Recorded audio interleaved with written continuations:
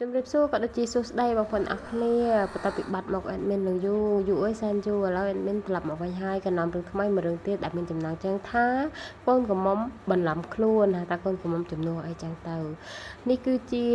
ក្បាលវីដេអូទេបងប្អូនទាំងអស់គ្នាចង់ដឹងសាច់រឿងទៅជាយ៉ាងណាតើមើលទាំងអស់គ្នាដើមដំបូងនៃសាច់រឿងរបស់យើងក៏ឃើញមានផ្ទះអ្នកមានមួយគេបើកកម្មវិធីជប់លៀងអីចឹងហើយត្រូវនារីបិទមុខនេះគឺជាតួឯកស្រីរបស់យើងនឹងឯងនាងមានឈ្មោះថាមូស៊ីស៊ូដែលនៅក្នុងផ្ទះនេះគេក៏បានរៀបចំជប់លៀងមួយចាំទទួលតួឯកប្រុសរបស់យើងនឹងឯងដែលគាត់ទទួលបានជ័យជំនះត្រឡប់មកវិញគាត់គឺជាអភិបាលក្រុងហើយគាត់មានឈ្មោះថាលូយ៉ាន់លីងគ្រួសារមូទាំងមូលគាត់តែឃើញតួប្រុសមកភ្លាមក៏នាំគ្នាស្វាគមន៍ហើយក៏អបអរសាទរដល់តួប្រុសនាំចែកជំនះត្រឡប់មកមាតុភូមិវិញអីចឹងបន្ទាប់ពីអបអរសាទររួចគាត់ក៏បាននិយាយពីរឿងមង្គលការតួប្រុសជាមួយនឹងកូនស្រីរបស់គាត់ដែលមានឈ្មោះថាមូយ៉ាម៉ានចំណែកឯតួឯកប្រុសរបស់យើងគាត់ក៏ប្រាប់វិញទៅថារឿងរៀបការនោះគឺជាតារបស់គាត់ជាអ្នករៀបចំឡើងឥឡូវនេះម្នាក់សាធំអស់ហើយម្យ៉ាងទៀតកូនស្រីលោកជាមួយនឹងខ្ញុំពួកយើងគឺវាមិនសល់គ្នានោះទេរឿងរៀបការហ្នឹងគួរតែបញ្ចប់ទៅគាត់និយាយឲ្យគាត់ក៏ដើរចេញបាត់ទៅធ្វើឲ្យមូយ៉ាម៉ាហ្នឹងពិតជាក្តៅក្រហាយខ្លាំងមែនទែនចំណែកឯលោកមូជាមួយនឹងភរិយារបស់គាត់ក៏ថាបើសិនជាគេមិនចង់រៀបការទេធ្វើឲ្យកខ្លាចទៅជាបាយហ្មងទៅចំណែកតួឯកប្រុសរបស់យើងហ្នឹងគាត់ក៏បានឈរញ៉ាំស្រាដែលអ្នកបម្រើយកមកឲ្យគាត់ដឹងទេថានៅក្នុងហ្នឹងមានថ្នាំកាត់មកមើលខាងតួស្រីនេះវិញមូយ៉ាម៉ានគេក៏បានមកដល់ស្បែកមុខតួស្រីគេឃើញតួស្រីមានមុខមាត់ដូចជាគេបេះដាក់អញ្ចឹងគេក៏ឲ្យតួស្រីទៅដេកនៅជាមួយនឹងតួប្រុសជំនួសនាងដោយសារតែនាងហ្នឹងមានជំងឺទៅព្យាបាលមួយយ៉ាងអញ្ចឹងមិនអាចឡើងគ្រែជាមួយនឹងតួប្រុសបាននោះទេបន្ទាប់មុននឹងឲ្យតួស្រីទៅនៅជាមួយនឹងតួប្រុសក៏ឲ្យអ្នកបម្រើបណ្ឌិតរាយការណ៍មកសិនខ្លាចនាងមានស្នាក់ស្នាមអីតាំងពីកណ្ណារដល់ពេលបណ្ឌិតរាយការណ៍ឃើញរាងនាងស្អាតក៏ចាប់ផ្ដើមដៀលនាងហ្មងថានាងកុំកាត់ទៅរកម្ដាយនាងពេកលួចតាក់ទោប្រុសម្រើសមកហើយកាលហ្នឹងប៉ារបស់នាងបានចោទប្រកាន់ម្ដាយរបស់តួស្រីថាលួចមានទំនាក់ទំនងជាមួយនឹងអ្នកបម្រើដល់ពេលអញ្ចឹងក៏ដាក់ទោសម្ដាយរបស់នាងឲ្យគេចាប់គាត់យកទៅជាមួយទឹកអីចឹងទៅតួស្រីនាងនឹកឃើញរឿងហ្នឹងភ្លាមនាងពិតជាឈឺចាប់ខ្លាំងមែនទែនហើយនាងក៏ចង់សងសឹកឲ្យម្ដាយរបស់នាងនឹងឯង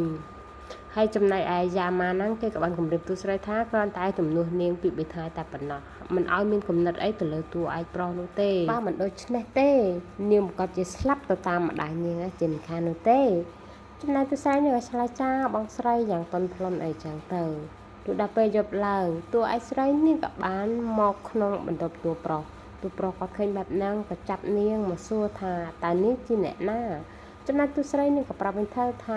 យប់នេះខ្ញុំគឺជារបស់លោកបន្ទាប់ពីនាងនិយាយហើយនាងក៏អោនទៅថើបកកតួឯកប្រុសយ៉ាងថ្នមតែតួប្រុសវិញគាត់ក៏ចាប់នាងមកសួរម្ដងទៀតអីចឹងតួស្រីនាងនៅតែមិនឆ្លើយនាងក៏ប្រាប់ថាសូមមេត្តាដល់តែពេលឮតួប្រុស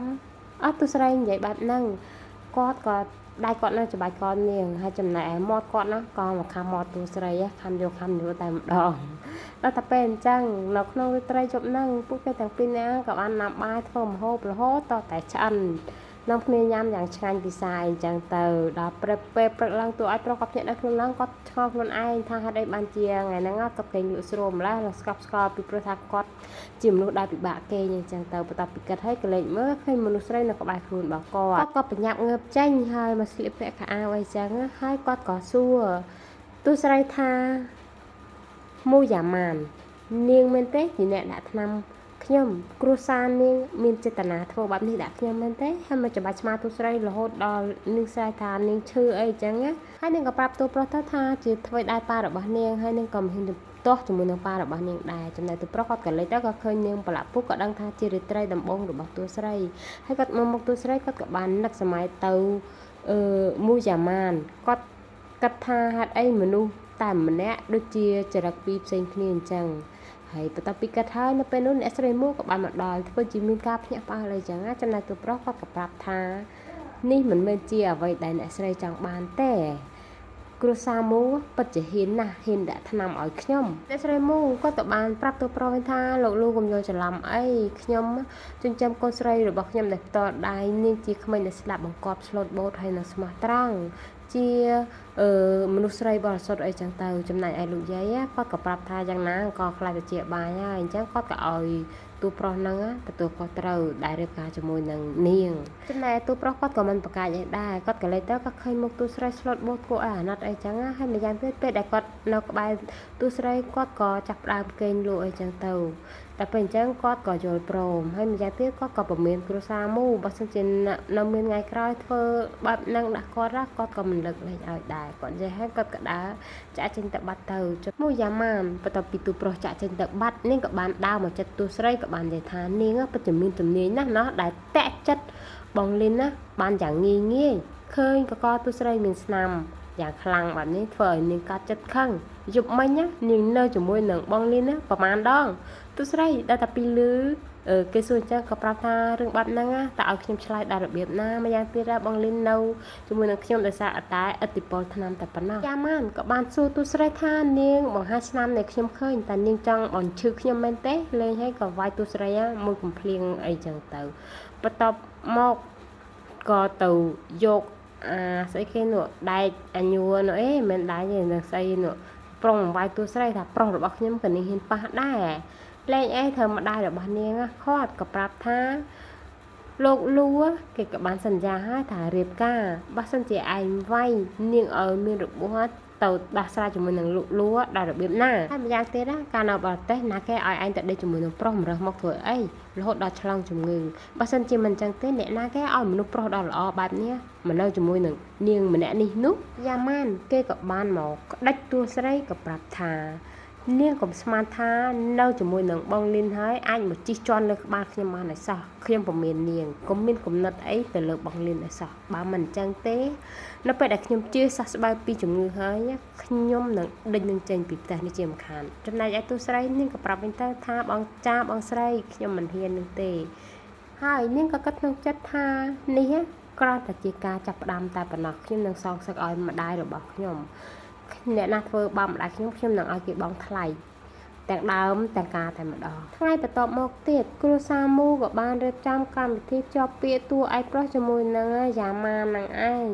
ហើយចំណែកកញ្ញាយ៉ាម៉ានគេក៏បានចុះពីលើផ្ទះស្រែកពីលើផ្ទះមកថាបងប្រុសលេងក៏រត់មកអោបដៃតួឯកប្រុសចំណែកតួប្រុសគាត់តែឃើញនាងក៏ឆ្ងល់ថាអីមនុស្សស្រីនៅចំពោះមុខខ្ញុំពេលនេះមិនដូចជាមនុស្សស្រីដែលនៅ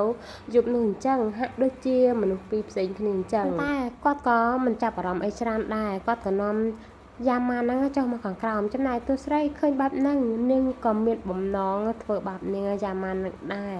បំណងរបស់នាងចង់ធ្វើឲ្យតាក់តាហ្នឹងក៏ពប់ទៅលើកៅអៅយ៉ាម៉ាននឹងឯងដល់ពេលអញ្ចឹងនាងក៏បានដើមចិត្តយ៉ាម៉ានធ្វើជាពាន់ជើងធ្វើឲ្យតាក់តាហ្នឹងក៏ពប់ទៅលើកៅអៅយ៉ាម៉ានហើយចំណែកឯនាងក៏រកលចង់ដួលតួឯកប្រុសគាត់ក៏បាន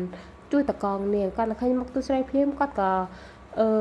មានអារម្មណ៍ថាទូស្រីដូចជាមនុស្សដែលនៅជាមួយនឹងគាត់កាលពីយប់នោះទាំងក្លិនទាំងភ្នែករបស់នាងគឺដូចជាមនុស្សតែម្នាក់ហ្នឹងចំណែកអាយ៉ាម៉ានហ្នឹងក៏រុញទូស្រីចេញហើយក៏មកទះទូស្រីមួយកំភ្លៀងហើយថែមទាំងស្ដីឲ្យនាងថា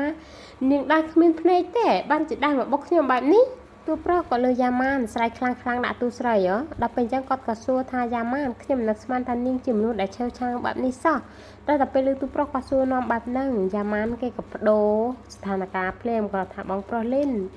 ខ្ញុំស្រឡាញ់បងខ្លាំងពេកខ្ញុំគ្រាន់តែខ្លាចថានាងធ្វើឲ្យខូចបរិយាកាសនៅថ្ងៃនេះអីចឹងពីព្រោះថាថ្ងៃនេះជាថ្ងៃល្អរបស់យើងព្រោះនិយាយឲ្យក៏ដេញទូស្រីឆាប់ចេញទៅខ្ញុំចង់ឃើញមុខនាងនៅហ្នឹងឯងចំណែកទូប្រុសគាត់ក៏ខកថាឈប់ក៏សួរថាហេតុអីបាននាងចេះតែពាក់ស្បៃមុខអញ្ចឹងក៏ប្រុងមកដោះប៉ុន្តែយ៉ាម៉ានថាកុំដោះមុខនេះអាក្រក់ប៉ុន្តែទូប្រុសថាទោះបីជាអាក្រក់ប៉ុណ្ណាក៏ខ្ញុំខ្វល់ដែរខ្ញុំចង់ឃើញដៃរបស់គាត់ក៏បានមកដោះស្បៃមុខទូស្រីតែម្ដងហើយធ្វើឲ្យម្នាក់ឡើងស្លាងកាំងអស់ហើយអ្នកដែលភ័យជាងគេនោះគឺយ៉ាម៉ាននឹងឯង